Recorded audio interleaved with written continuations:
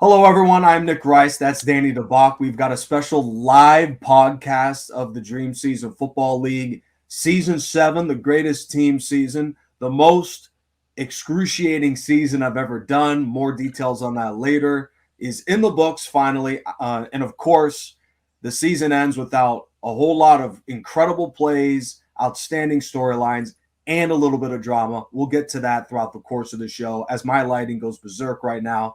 I'll fix that while Danny talks.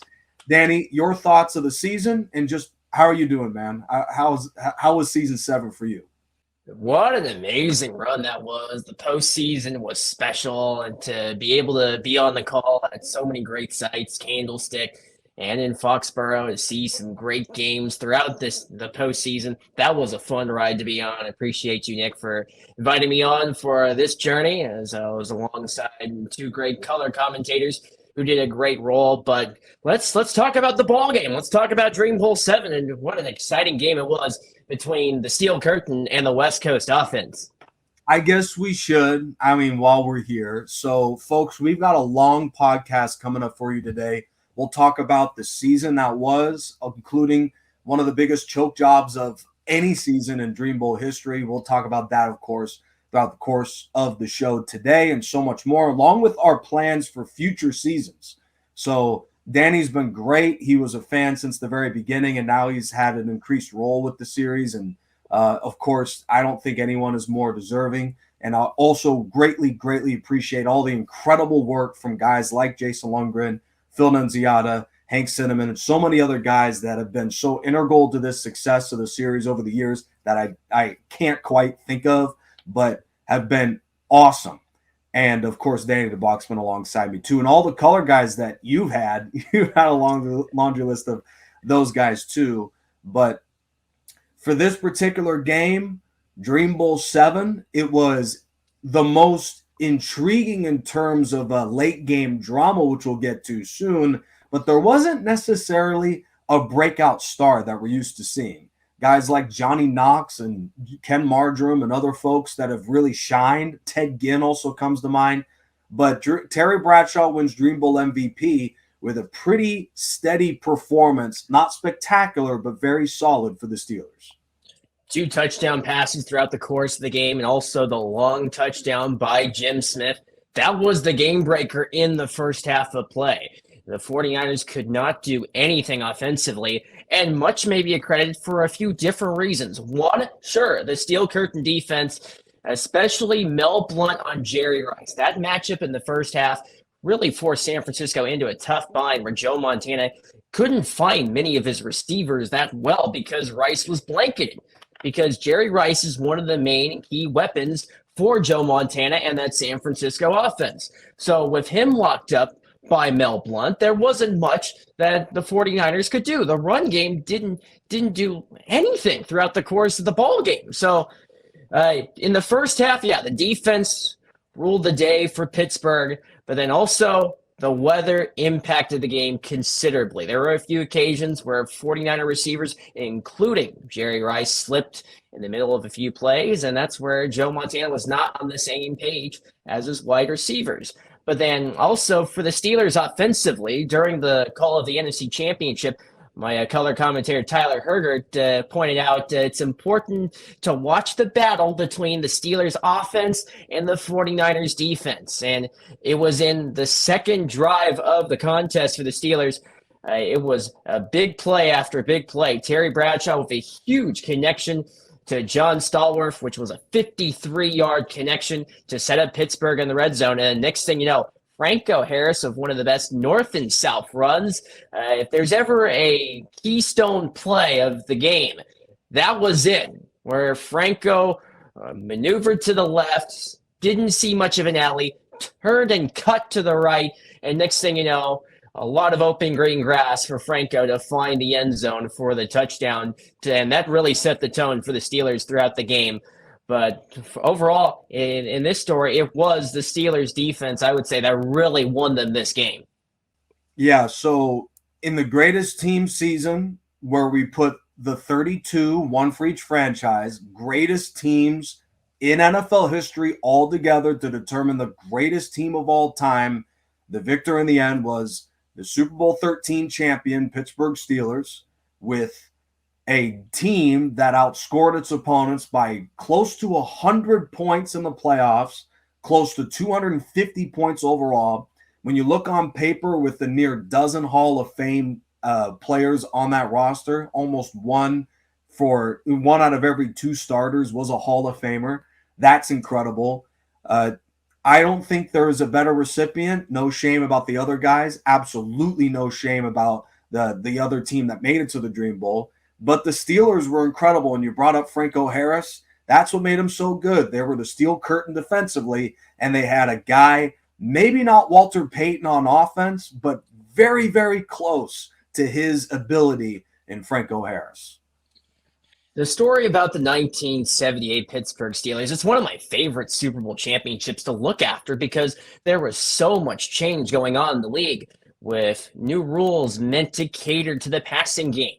And the Steelers defenders, especially Mel Blount, they came up with the rule as the Mel Blount rule.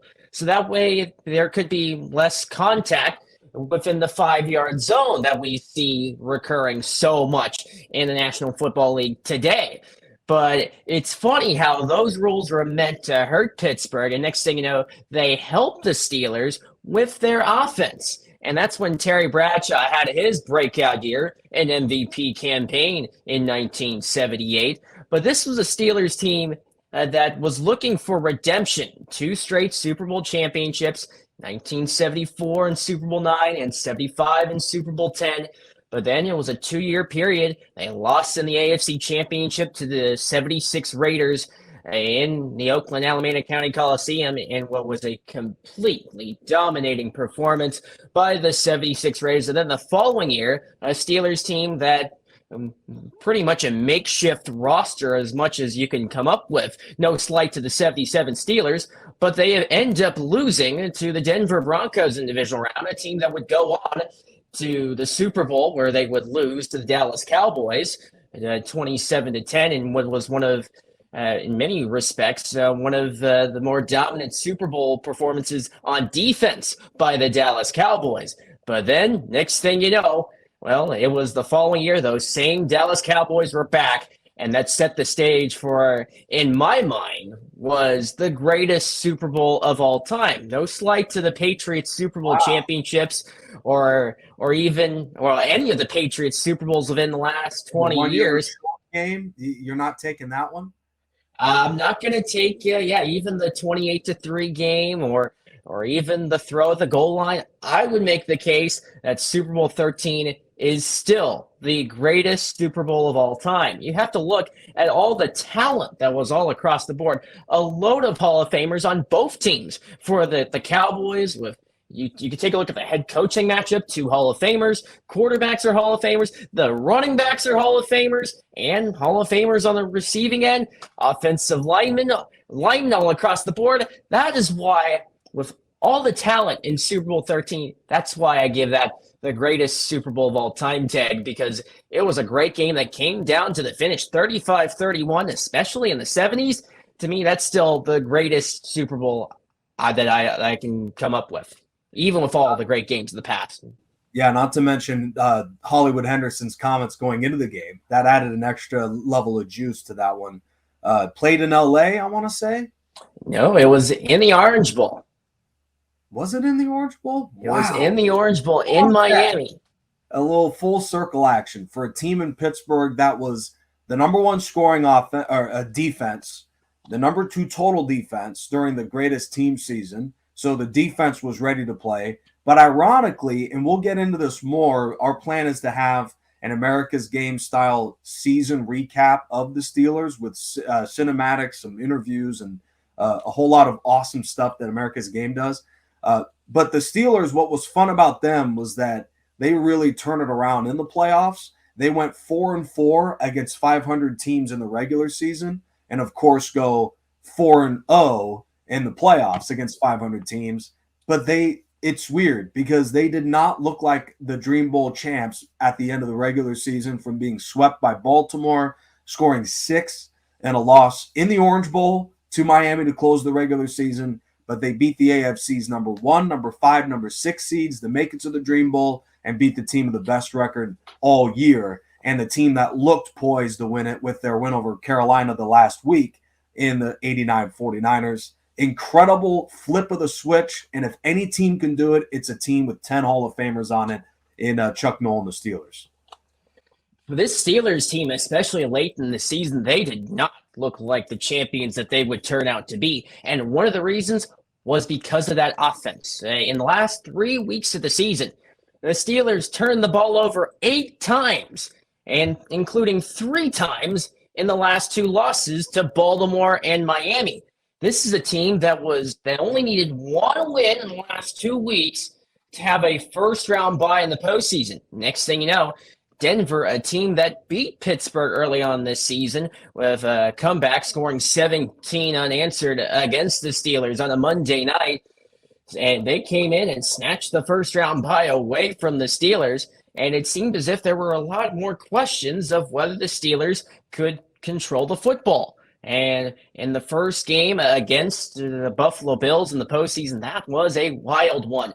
That came down to the finish. Grateful enough to be on the call with Joseph Davis and what was a great game to the very end. A lot of twists and turns, 2 safeties in the game, and it seemed as if you could not count the 90 Buffalo Bills out. They kept finding ways to stay in the game, and even when the game seemingly was over, when L.C. Greenwood had a pick 6, next thing you know, Roy Jarella misses the extra point, and the Bills still had another chance. But a wild game there, and the key stat there, Nick, no turnovers by the Steelers in that contest.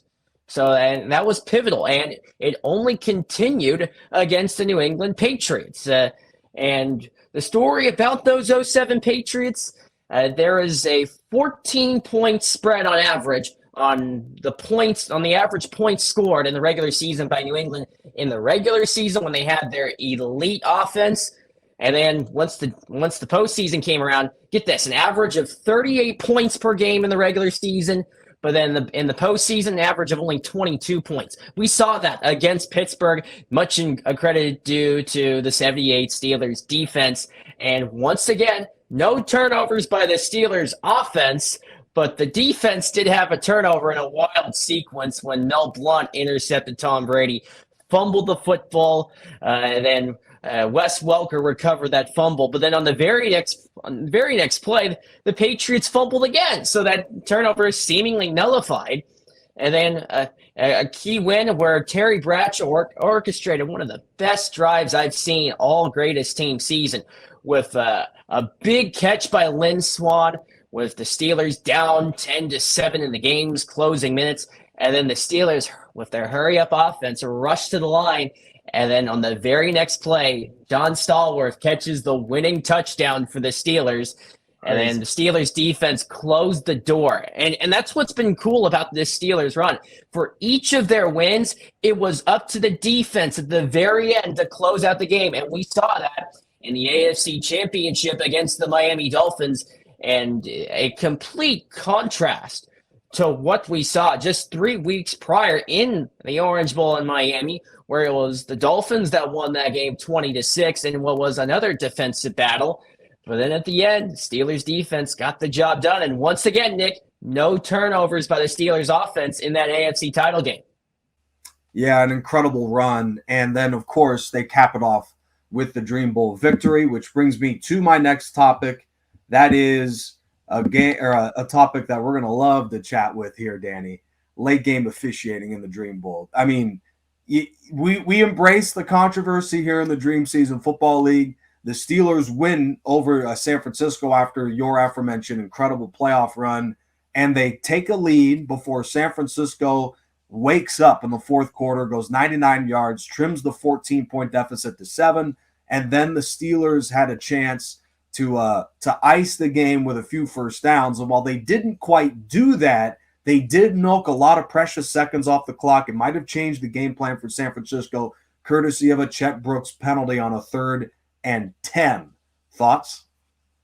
So the key play happened with 3 minutes left to go in the third quarter. The 49ers start out the second half, after doing virtually nothing in the first half. The only offense they could muster was a field goal attempt from Mike Kofor in the driving rain, and the kick was brutally short. So it was imperative coming out of the half for San Francisco to start with perhaps a momentum-shifting drive. And they got that with a long drive and an incredible touchdown catch by Jerry Rice. Of one of the best catches I've seen all season. There were many of them. If we did the top 5 plays countdown, I would throw that one right up near the top, Nick, with all that's going on within the postseason, all your top 5 countdowns, which have been great. But back to the story. Yeah, San Francisco scores a touchdown, and they're down by 7. And especially in Super Bowls in Miami, momentum can definitely change on the flip of a coin. And it was a 3rd and 10 with the Steelers back in their own end. And then next thing you know, an incomplete pass where Terry Bradshaw threw a pass in the vicinity of his 2 tight ends, Benny Cunningham and Randy Grossman. And next thing you know, a penalty marker flies. And we really did not know where the penalty came from. And we looked at the replay, which apparently was pass interference against Chet Brooks. When you look at that play, again, I've looked at it a couple times. It's almost as if I've looked at that play just like the Zapruder film has been looked by so many historians. But with all I could tell, I don't see where the penalty comes from. Chet Brooks does not put his hand on either of the tight ends. In fact, the penalty marker flies after Brooks is completely out of the play. And heck, of all things, it's Benny Cunningham who drops the pass. So I have no clue where this penalty has come from. And next thing you know, Pittsburgh, after the first down on the 3rd down play, drives down the field, and the touchdown from Lynn Swann puts the Steelers out in front by 14. This game, I'm not going to say it decided the game, but if the 49ers get the ball back and score with the offense they had, the Steelers are a team that's not meant to play in a tied or with a deficit. So the outcome very much could have hinged upon that call, because if the 49ers get the ball back, we might be talking about a different story here. Yeah, I mean, you could have looked at a million different other calls that could have been pass interference more than that, absolutely. Maybe there was contact. There might have not even been contact. That's the other crazy part about it. For a team in San Francisco that had the fewest penalties all year. It's a call. If you're going to call it, it better be egregious. And to have no contact, you talk about 1978 and 5 yards of contact. Chet Brooks was not touching anybody. Chet Brooks was minding his own business in the secondary, and no one was even didn't touch anybody. You hate that there's this call that affects the outcome perhaps of the game, but that's what the officials called, and the 49ers could not respond, and there's a reason why the Steelers are champions of Dream Bowl 7. As you can see on the bottom, Terry Bradshaw, 264 yards on 20 attempts. He was the MVP in 78. Not an outstanding Dream Bowl. San Francisco, it really stinks for them that the season ends this way. They were first in points, first in yards, first in first downs. They were first in fewest penalties. Their defense left a little bit to be desired. Ronnie Lott could only do so much. But that team overall was definitely good enough offensively to win a lot of games. And it looked like this might be their year. Speaking of officiating blunders, in Week 11, in Lambeau, where they get a somewhat fortuitous call. Now, Jerry Rice, in my opinion, was in bounds when he made the catch, but was stepping out, thus should have been ruled ineligible. But nevertheless, they rally in an incredible way to win at the Packers. And then the stat I looked at that I thought was most significant was San Francisco in the regular season was 48% on 3rd downs. San Francisco in the playoffs going into their Dream Bowl, the 2 rounds that they played in prior, were 50% on 3rd downs. Of course, they're 2 for 8 on 3rd down against the Steelers. And the last was the pick to Robin Cole on a 3rd and 15. Joe Montana had not thrown an interception the entire postseason. and then he throws two. The first one, the interception to Mike Wagner, that looked more like Brett Favre than anything. Heck, I'm going to throw it across my body and see what happens. And next thing you know, Mike Wagner comes up with the interception of Joe Montana, which in many ways, well, that did not result in points, but that killed momentum for the 49ers. And then at the very end of the game, a chance to perhaps tie up this game and bring us into overtime for the second time ever in a Dream Bowl. It doesn't help when you start a comeback drive and you have an immediate sack by L.C. Greenwood to back you up 8 yards. And that's put the 49ers behind the 8 ball immediately. And then next thing you know, well, you have to make something happen if you're Joe Montana, and a quarterback that had not thrown an interception in any of his Super Bowls gets picked off by Robin Cole, and the complete elation on the sideline for the Steelers could be felt, even in the broadcaster booth. So, as I'm sure you can tell, Nick. So, the 49ers, great regular season. They played against some really tough opponents, and whenever they did lose, they lost to some really good teams. 2013 Seahawks, a team that oddly enough missed the playoffs, and then also an 85 Bears team. We'll talk a little bit more about them in a little bit. But for San Francisco, they had some great wins through the regular season. Week 1 against Arizona, they found themselves down 17-6, and then Jeremy Urban gives San Francisco life. They rally back and win that game. And then San Francisco with a scoring fest in week 3 against the Vikings with an exciting game. They didn't come away with the play of the day. Robert Smith had that say, but San Francisco, a big win. And also you follow that up the following week against St. Louis in a game that carried a lot more weight than we realized at the time. And next thing you know, it was the course of the 49ers season was them and the Rams neck and neck to the very end. And then 49ers also had a big win against Atlanta, which was nothing short of wild. That game had every single twist you could put into it. So a key win for the 49ers against Atlanta. So big win there. And then San Francisco, they didn't have to do much at times to win games. So their win against the Colts, a game that was featured on Dream Zone, it was ugly, but it was enough for the victory. And then, of course, the Packers win that you mentioned, wild comeback. That's definitely on the list for some of the more wild comebacks of the season. And then the Jaguars game, they didn't play their best, and they might have gotten a little bit of help, which I'm sure we'll talk a little bit more down the stretch. And then you go through the year. The 49ers won games that they needed to win. And in Week 17, an absolutely truncated win against the St. Louis Rams for the NFC West title. 35-28 win, the game that seemingly had it all. We'll talk more about that, I'm sure, down the stretch. And then the postseason, what a run for San Francisco. The win against the Cowboys, it seemed as if the 49ers had control of the game through and throughout, and the Cowboys got a glimmer of hope thanks to Alexander Wright, and then it was Mike Walter with a game-winning interception. And then in the NFC title game, it was complete dominance. There's a case where you can't lose a game in the first half, or you can't win a game in the first half, but you sure as heck can lose it.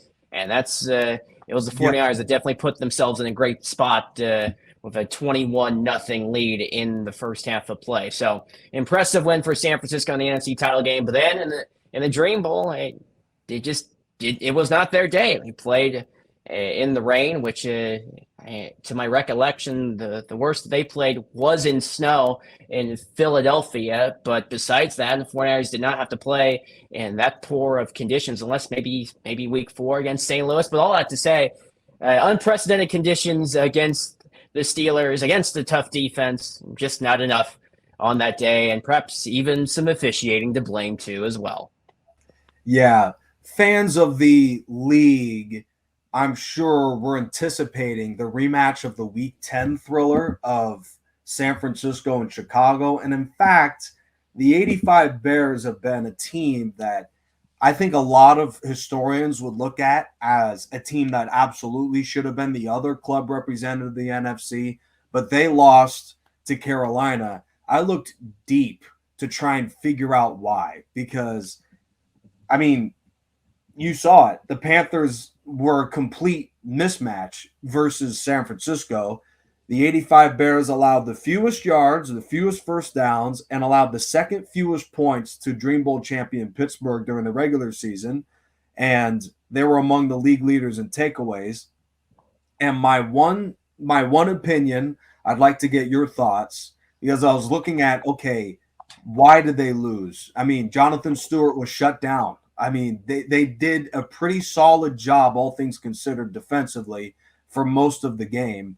And to me, the number I look at is turnovers. They quietly, because we don't really, they went 11-5. They look like a team destined to play the Niners. They had 22 turnovers, including the 2 in the playoff game to Carolina. They had a turnover in 14 of the 18 games they played.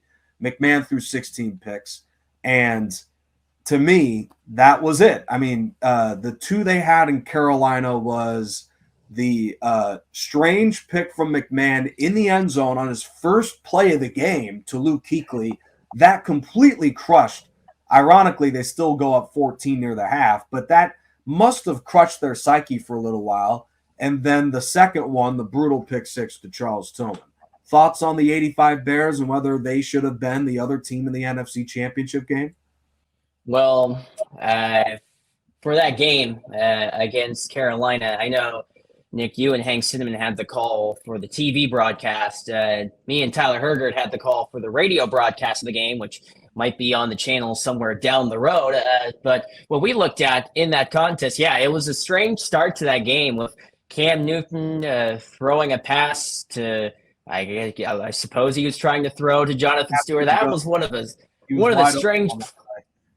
Wide open receiver that was nobody. Mike Singletary comes up with the ball, then the Bears turn the ball over.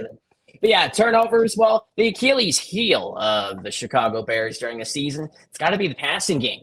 But it wasn't much of an issue when you had such an elite tailback in Walter Payton, who was named Offensive Player of the Season. So you can rely on him. And that's what the Bears did for the majority of the contest. And that's how they got up in front, 14-0. But it was Vince Lombardi of the Green Bay Packers had this to say about the 2-minute warning. Games are won and lost in the last 2 minutes of the first half and the second half. And, it was in those last 2 minutes, you said it, Nick, in that first half where Cam Newton throws 2 touchdown passes in that 2-minute frame, and all of a sudden a 14-0 lead evaporates to a tie ball game.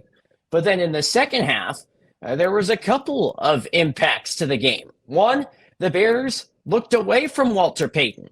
Chicago's field goal attempt that they converted in the second half, they got to the Carolina 1-yard line thanks to Walter Payton, and Walter didn't see the field the rest of the drive, and the Bears kick a field goal. If they score a touchdown there, who knows what happens? It was and you saw that play where Walter was near the sideline, and it looked as if he might have been in, but he was ruled short of the end zone, and the Bears decide to run the ball with Dennis Gentry and Matt Suhey on multiple occasions, and McMahon looking to the well and coming up empty. So that was one of the main impacts. And of course, the brutal pick 6 by Charles Tillman, the former Bear. Quite the irony for that to happen. But Chicago, they stayed in the game thanks to a long Dennis McKinnon touchdown. But then it was the defense that let them down again. But the reason why, you ask, Nick, why did the Bears lose this game? I got one idea, and that's because there's a guy that knows the 85 Bears so well that he knew what was coming. And it happened to be a man that was also on the playing surface in Ron Rivera. The head coach of the Panthers played on the team, so he knew exactly what to expect from head coach Mike Ditka and the 85 Bears offense, and from Buddy Ryan, which was a tough task.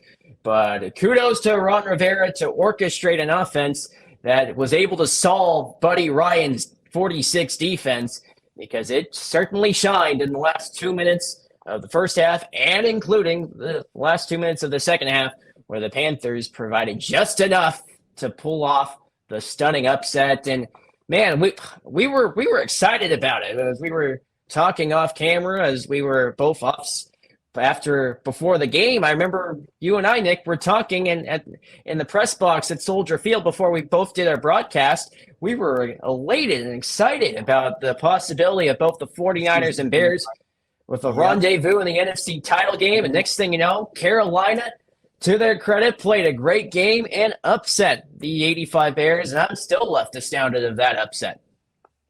Yeah, such a disappointment that we didn't get that. No shame to Carolina.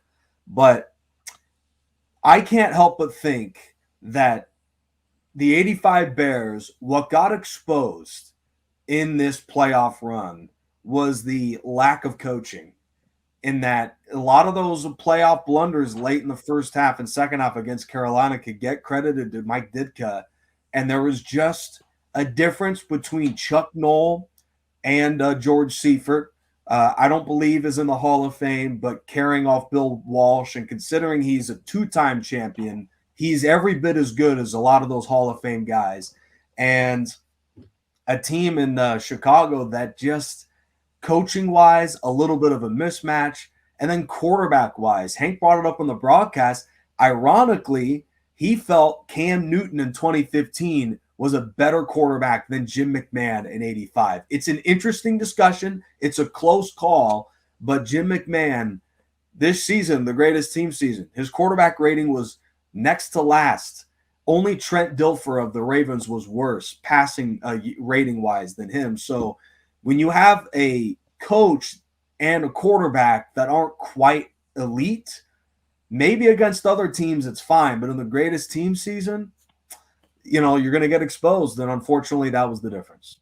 Well, it could be a case. Herb Brooks of the 1980 U.S. men's Olympic team said they might beat us 9 times out of 10, but not this time. And for Herb Brooks and the college kids, they beat the Soviet Union on that day. And maybe perhaps it was the same story with the 2015 Carolina Panthers. 9 times out of 10, they could beat the 85 Bears would dominate them, but not that one time at Soldier Field. An incredible upset to do it in Soldier Field, much to the surprise of all the passionate Bears fans. It's a shame that such a good team in the 85 Bears was one and done in the postseason, but playoffs can be very cruel. Just ask both the Bears and the Packers this year, especially Brett Favre with his turnover, and then next thing you know, the 85 Bears with their debacle against the Panthers. It was a great run by the Panthers. They beat 2 great Super Bowl champions during their run,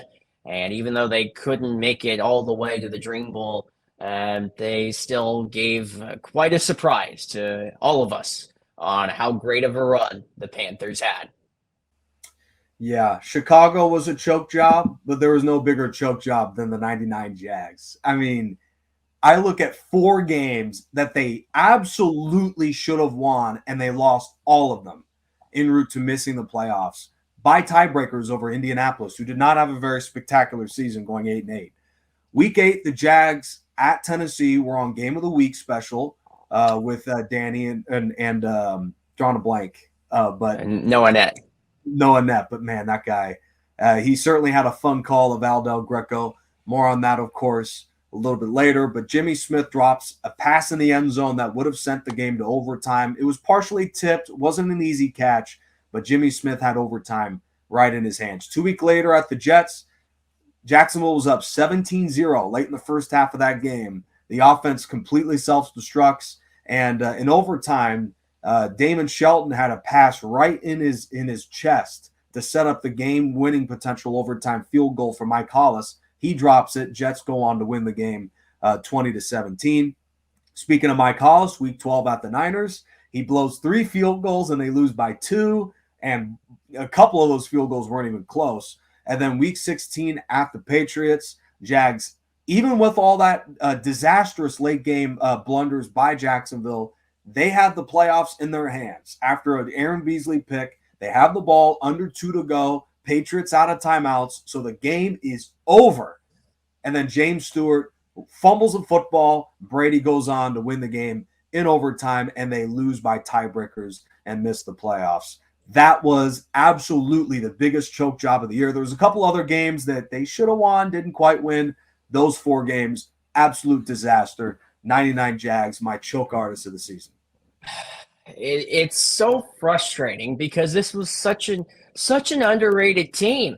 14-0, 14-0 against every team, not the Tennessee Titans. It's a shame that the Jaguars are overshadowed in NFL history, but if you can't beat one team in your division, maybe you don't deserve to have the spotlight. This Jacksonville team, they got off on the right foot, a win against Indianapolis to start the year, and that caught everybody's attention. This team might be out for business, especially in the AFC South, where the only Super Bowl champion is that of the Indianapolis Colts, a team that many people might say in some respects may have been one of the weaker teams of the Tony Dungy regime. But the Jaguars, they got off to a great start to the season, but then it was those 4. I would even mention the 5th game that you might have neglected in embarrassments was the final week of the season, and it was an absolutely wild finish where first you have the Bills and the Colts. So the scenario is simple enough. Well, first, looking at week 16, or we can go game by game. First, the loss that came against the Jets, that was a game that you got to put them away. The Jets were a team that had a very difficult season, even though they did beat the 72 Dolphins, handing them their first loss of the season.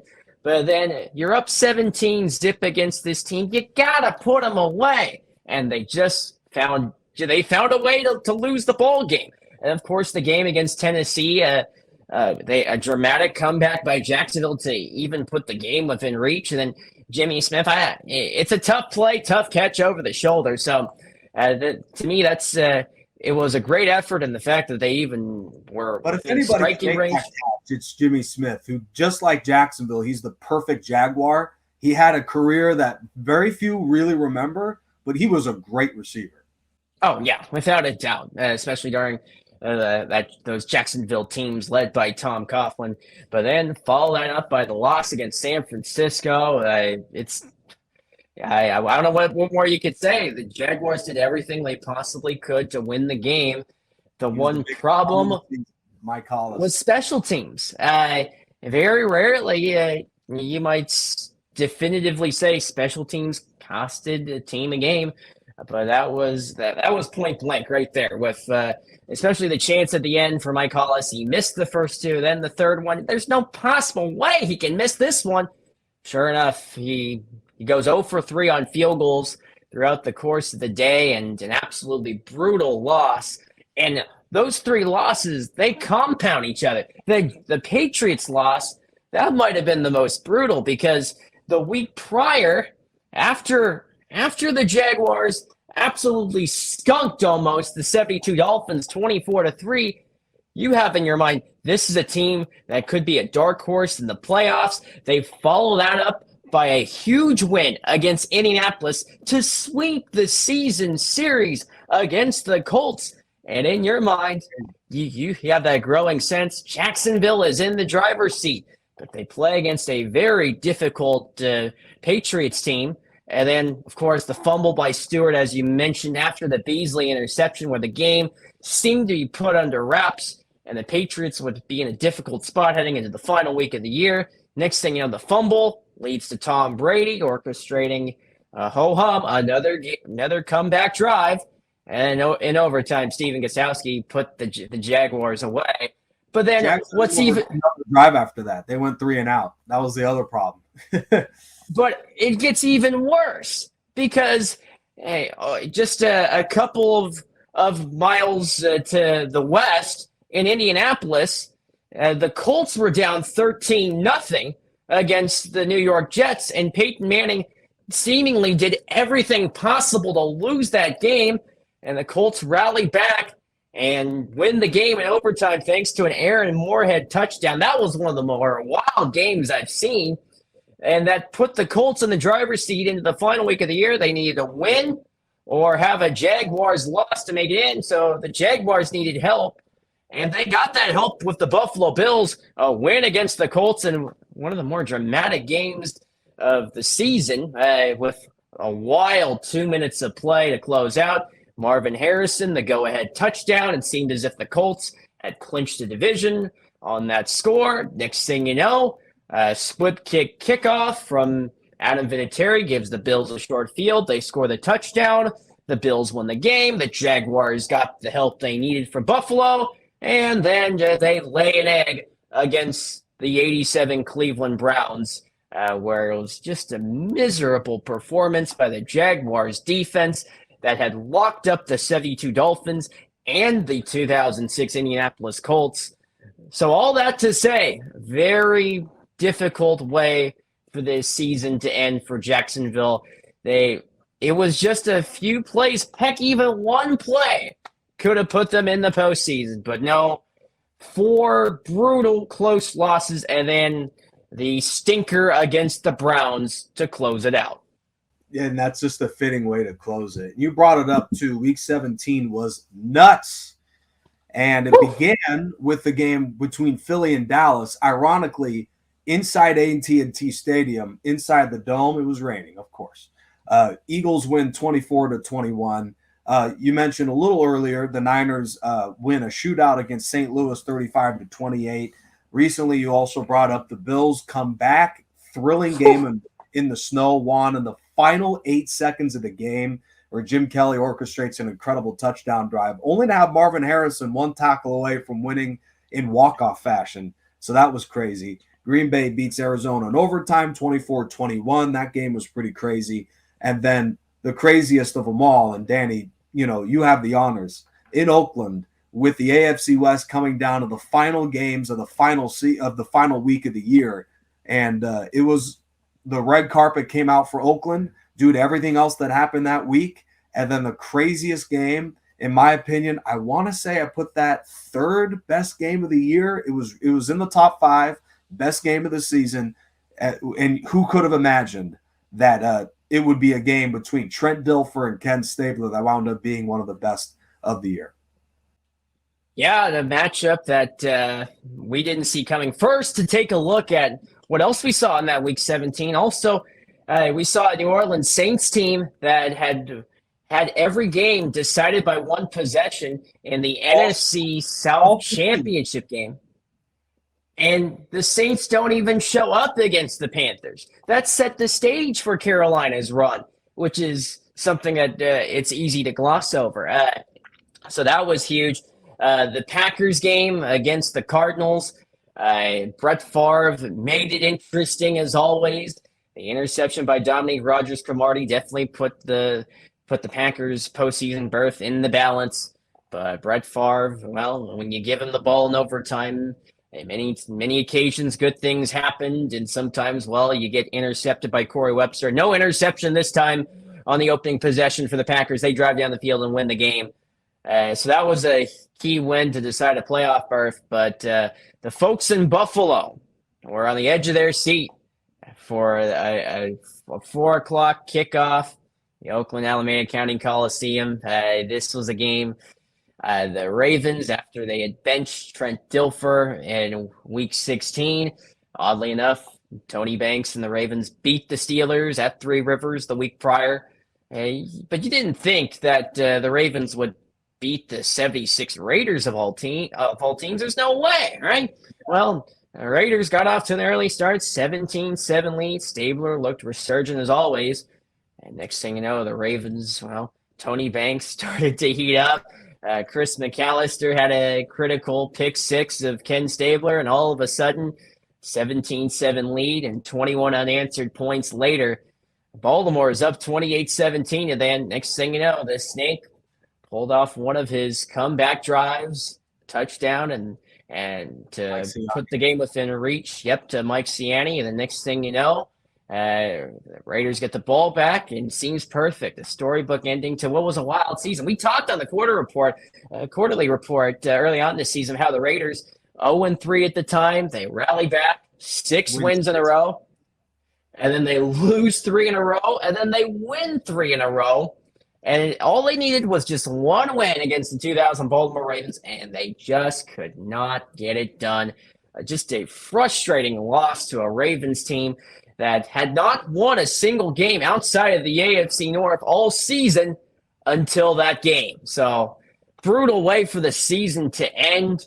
And it seemed as if it was one component of the team that didn't show up. Sometimes, well, it was the defense against Cincinnati. They let Boomer Esiason torch them, or it was the offense. A terrible percentage on third down against the Steelers, and also a rough performance against the Cowboys. And then also, well, we talked about it in the quarterly report. It's tough to make it to the playoffs when you lose your first 3 games of the season in the division. And that's what happened to the Raiders. And that played a factor into how it was the Broncos that won that division, and the Raiders were on the outside looking in. Yeah, for sure. What an incredible Week 17 to get us into the greatest teams playoffs. And the 78 Steelers are the team at the very end hoisting the crown. This was an absolute thrill to do. I looked at all the stats prior to the Dream Bowl being posted, which is just out now. Make sure to check it out to determine the greatest team of all time. You already know. Steelers won. By this point, if you don't know, you're not really listening. 87 videos for the greatest team season series. 59,000 views, over 2,300 watch hours. Just incredible, and I'm so grateful for all the support for the greatest team season. And I've learned a lot during this season too. I'd like to quickly brush up on some of the things that I thought were very interesting this year, and then Danny, you could give some of your thoughts on the storyline. But just overall, this series has been a lot of fun to do with you guys. A lot of work. This was the most challenging series I've ever done, the most challenging project I've ever done. I've gotten sick a couple times during the greatest team season, but, figured out a way to power through. I'm looking right now at some of these teams, and one that we haven't brought up, really, really fun year. They had 2 of the top 6 highest scoring games in Dream Season Football League history. What an incredible year for Kansas City. The Chiefs of 2019 with Mahomes and company missed the playoffs at 7-9, but they lost a thriller to Denver 41-38, and then they come back a few weeks later and in an absolute barn burner beat Cleveland 47-30. I mean, it was just nuts to see these great defenses have no chance, absolutely not competitive. And then another team that I thought was a lot of fun but missed the playoffs this year was the 1998 Minnesota Vikings. And this team looked like a playoff team for a lot of the year. I was talking to Danny trying to figure out what was the comeback clutch player of the year, and it was close between Terry Bradshaw and Randall Cunningham, considering the sheer amount of game winners from Bradshaw. The Pittsburgh quarterback got the nod, but Randall Cunningham was ridiculous in the comebacks, especially the first half of the year. I thought the 98 Vikings, with that great offense, the 15-1 campaign they had, a lot of fun to watch them this year. And while they missed the playoffs, it brought guys into the seats to watch these videos because those teams were super fun every week. You knew they'd score points, you just didn't know how many. 2 electric offenses, but it was the defense that folded for them at times, and that proved to be detrimental. First for the Kansas City Chiefs, offense without question was what put rear ends in seats. A lot of great games to reflect on. One of the games that stood out early on in the season was their win against Dallas. That game seemed to have it all. First, it was Rashad Breeland, if I recall, that had the scoop and score for Kansas City to go up 24-17. Dallas on the next play from scrimmage. No, it was Juan Thornhill. The more I think about it, Juan Thornhill had the scoop and score for Kansas City. Alvin Harper on the next play from scrimmage ties up the game in emphatic fashion. And then in overtime, it was LaShawn McCoy of all people to score the game winner for Kansas City. And it was one of the best games early on in the season. But then it would only continue for Kansas City with the excitement and the heart rate meter. That Denver game was a game, 2 games and a half for all we saw. A 24-24 tie at halftime, if I recall. Or Well, it and was weird. it, The game started with a pick six, so you're thinking, wow, the defenses might actually show up today. and the next thing you know, Denver on the next play, Marcus Nash with a 75-yard score. Terrell Davis had a 75-yard touchdown catch. And then the Chiefs also really lighted up the scoreboard and took the lead late, 38-34. And it came down to John Elway, and what was already a crazy game. Could he do it again? And a big catch by Shannon Sharp to put the Broncos in the red zone. And then with the clock winding down, timeouts, an important component at the end. Mike Shanahan says, screw it. We're going to run it up the middle with our lead tailback. And a gaping hole for the best AFC tailback this season. TD found the TD to go up 41-38. And then Kansas City, well, they didn't lose the game. They just ran out of time. Yep. So, yeah, that was without a doubt. That was the best game throughout the entire season, I would say, Nick. Just incredible. Danny, do you have any additional thoughts of your storylines and things that you'd like to bring up? Yeah. To cap off the Minnesota Vikings and their run, we talked in one of the quarterly reports of how this team just found ways to win. But sadly, at the end, they had a really good record at season's end. The one problem that they had, they got swept by Green Bay, and that was what kept them out of the playoffs. And both games were nothing short of wild, too, for that matter. The close losses to Green Bay with a late field goal at the end by Chris Jackie, and then a late touchdown by Antonio Freeman in the Week 4 meeting. And then also for Minnesota, you can look back at their defeat to St. Louis. They bring the game into overtime miraculously, but they lose the game thanks to a Ricky Prohl touchdown. Then the most crushing of losses during the season for Minnesota, it was their loss to Chicago in the snow, a dome team playing in a hostile environment. That always can be difficult for a dome team to play in, and it showed in the second half of play. 2 touchdowns in 12 seconds with Walter Payton with a touchdown and Ron Rivera with a pick six. And then it doesn't help when Jim McMahon throws a brilliant pass to Willie Galt to extend the lead, and it was too much for the Vikings to overcome. Yeah. So, a crazy season for Minnesota that just came up short because of Green Bay's win against Arizona. What I'll remember also throughout the course of the season, how about the playoffs and some of the crazy finishes we saw? We mentioned the Steelers and Bills and their wild game. It wasn't decided until the very end. And then also you talk about how one play can change a game. It happened with Carolina against Green Bay. You were on the call for that crazy game with Hank Cinnamon. And then also the Steelers-Rams game. You talk about a complete swing in just 2 weeks. You have a chance to clinch the number 1 seed in the NFC if you're the St. Louis Rams. All you have to do is beat a San Francisco team at home. You jump out to a 14-0 lead, and then all of a sudden San Francisco storms back where they score 32 unanswered points. And then you somehow come all the way back and have a chance to tie up the game after a couple of, dare I even say, lucky breaks. They lose the game. Then they play a Cowboys team with a record of 8-8 on the year. It may have been rather surprising to see an 8-8 92 Cowboys team.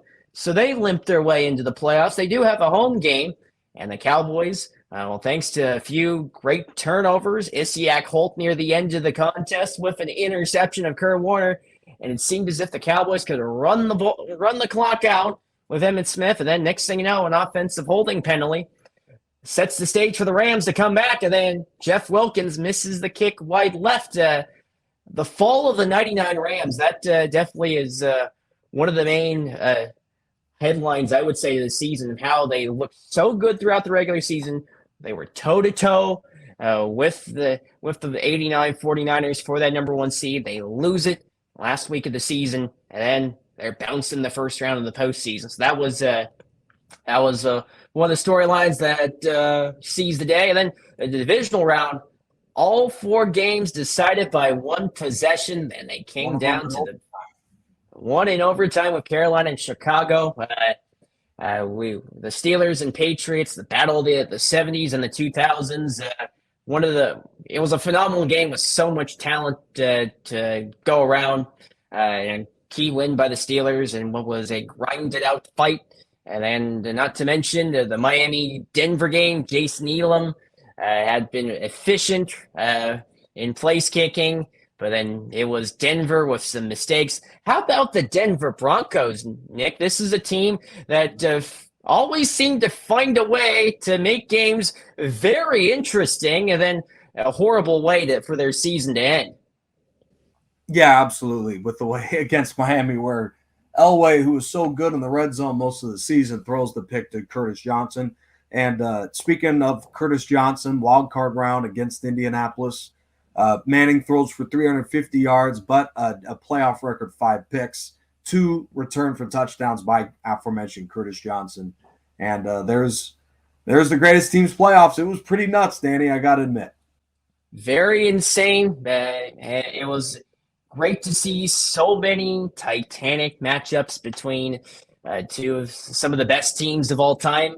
A lot of great clashes that easily could have been an AFC or NFC championship game at the very end, and that's what the greatest team season provides, the best of the best. And we saw that in the postseason and a lot of great games in the regular season, but at the very end, it was the 78 Steelers that raised the crown as the greatest team in NFL history. So now we answer the question, what's the greatest team of all time? When in reality, this is going to be hotly debated for the rest of time. But I think the 78 Steelers are definitely legitimate champions of the greatest team season. Just because the series is over doesn't mean that what work we're doing is over, not even by a long shot. We're just getting started. So I cannot wait to announce the next chapters of things. That's one of the biggest questions a lot of you guys have asked throughout this playoff run. And I have an amazing series that I'm working on right now. But in the meantime, expect with Madden 24 coming out in less than 36 hours, we're going to have a lot of fun Madden 24 content. And I can assure you guys that this week, you'll learn a lot about the mini games, the superstar mode, the franchise mode. I'm going to give you guys some deep dives into just the basics of those features. And then we'll go a little bit farther than that, including you'll get to see how the new 2023 teams look in real life simulations. And I can't wait for it. It's going to be a fun ride in these upcoming few weeks and months with the release coming out. And yeah, you said about 36 hours from now, that's going to be fun to see how the game plays, and a lot of anticipation coming up for in just a matter of hours. And as we're about 2 minutes or so away from the end of this podcast, I'd like to just quickly announce that next season, which won't be going on for another year and a half or so, or maybe even longer, actually. So I haven't nailed down a date on it, but Danny, I'd like to get your quick thoughts. My plans, I'll announce if there's any changes, is to do an all-time teams like the DSFL 2 for folks that have been around over a decade ago, to put all the greatest players in NFL history. We've seen a couple hundred Hall of Famers get announced and enshrined in Canton. I want to say a little over 300. All those guys will be in there, and your team's best players of all time are going to be in the greatest all-time franchise this season. And another fun little nugget here is that the Titans and the Oilers are going to get combined in their franchises. You'll get to see the greats from the present like Derrick Henry play with greats from the past like Earl Campbell and Warren Moon. Such a fun series. I've had a blast starting to put it together. Obviously, we're a long way away, but I cannot wait to show you guys this upcoming product. It's going to be wild to see. I wonder what the Bears defense is going to look like. Where are you going to put Dick Butkus? Where are you going to put Mike Singletary? The Bears team is one of the teams that really stands out as one of the front runners, I would say. And Green Bay, too. the NFC North is going to be heavily stacked with both those two teams, with Hall of Famers, as you mentioned, all across the board, AFC too, for that matter. But yeah, to think about what that would mean, where you have a lot of the best players of all time clashing on a playing surface. Yeah, this is going to be very fun coming up in just a few years to see what all the great matchups might be. To see what would happen when some of the best quarterbacks of all time they face uh, fellow defenders who are also among the ranks of some of the best of all time. To see Night Train Lane go up against some of the Hall of Fame quarterbacks of the past. That's going to be fun to see those individual matchups and to see tailbacks look to try and master their way through some very tough defenses. This is going to be, you can almost call it an all-star roster for each team, and they clash on a playing surface. That's going to be fun. We already figured out who the best team of all time is, but who is the best franchise all around of all time? And we'll find out about that, I'm sure, in just a little over a year from now.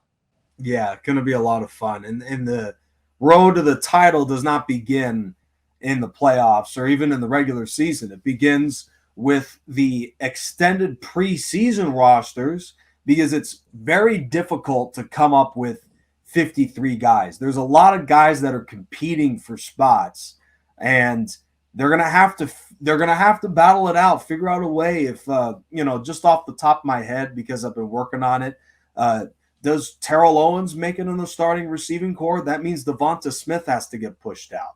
That means maybe Harold Carmichael that is battling for his final spot on the roster. Probably not, but there's going to be all sorts of position battles. It's going to be a lot of fun to put that together. And for guys that are on the fringe that we don't know if they're good enough to make the 53-man roster, well, they're going to have to compete in the preseason, and may the best man win. So this is going to be, and I'm telling you, with the amount of work I'm putting into this whole thing, and you guys get to play the rosters too once I'm done, this is going to be the most amazing series I've ever done because of the preseason battles to determine the greatest 53 of every team.